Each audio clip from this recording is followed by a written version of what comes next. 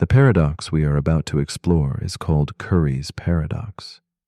It weaves a delicate thread between truth and illusion, where language turns upon itself like a slow, haunting echo in a vast, empty hall. This paradox reveals how a single sentence, quietly folded within its own meaning, can unravel certainty and create a web so intricate that reason seems to slip through its own fingers.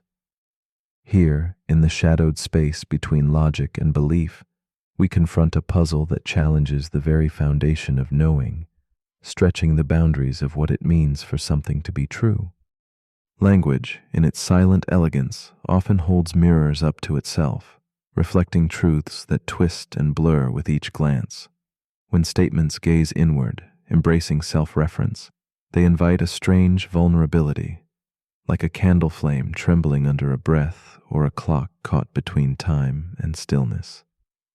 Curry's paradox thrives in this fragile realm, where implication becomes a slippery slope. It asks us to consider how the certainty we cling to might be the very ground that dissolves beneath us when pressured by the weight of its own reflection. In a quiet, dimly lit university library, Mira sits alone amid towering stacks of books, the air thick with the scent of aged paper and whispered knowledge. She is a logician, a thinker tethered to the silent mysteries of paradox and proof. Tonight, her thoughts wander into the labyrinth of self-reference, where words catch their own tails in endless loops.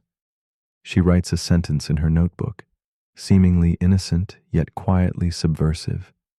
If this sentence is true, then unicorns exist. The candle flickers beside her as she stares, the room holding its breath with her.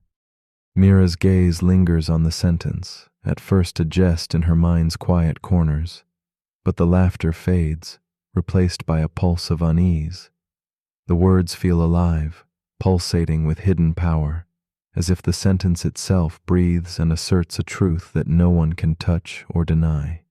This fragile line of logic binds her thoughts, wrapping around the certainty of existence and belief, unsettling the calm order she thought she understood. The ballroom of her mind, at once elegant and austere, now hums with a tension pregnant with questions that resist clear answers. Mira's exploration plunges deeper as she contemplates the paradox's truth.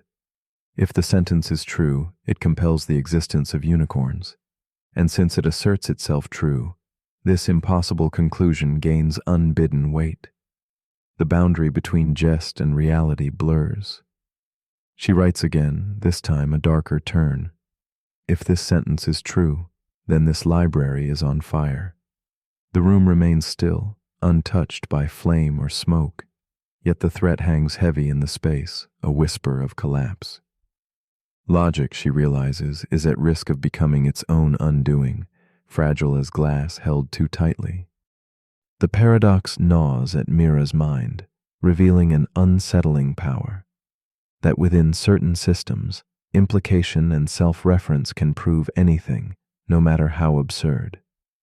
This is no mere wordplay, but a fracture in the very architecture of logic. It means systems once trusted to hold truth steady could erode from within, like a dam leaking under pressure, threatening to flood certainty into chaos.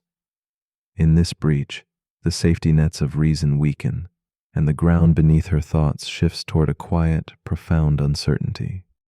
Slowly, Mira perceives a strange kinship between the paradox and human belief. Just as Curry's sentence folds upon itself to assert impossible truths, so can minds entangle with their own convictions, beliefs that justify themselves without question, echo chambers where doubt is drowned out. She imagines the paradox unfolding quietly in minds and doctrines that refuse to bend, where certainty is weaponized and inquiry becomes a ghost. Here lies a subtle danger, where truth becomes a fortress too rigid to admit the light of reflection and humility. In the silence that follows, a new understanding dawns.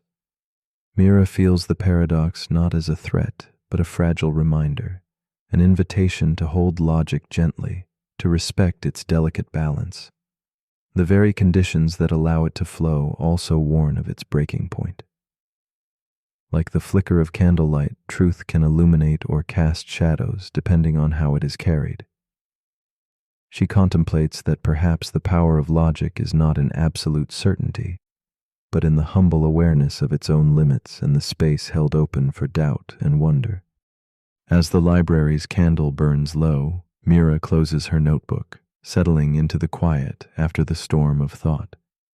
She asks softly, if a sentence can prove anything simply by claiming so, what then guards truth from dissolving into fragile belief? Is it the careful architecture of reasoning, or something deeper? Perhaps trust nurtured by reason entwined with humility? In this question lingers a gentle challenge to the mind, to seek clarity without clutching too fiercely, and to accept that some truths remain undefined, glowing softly in the spaces between certainty and mystery.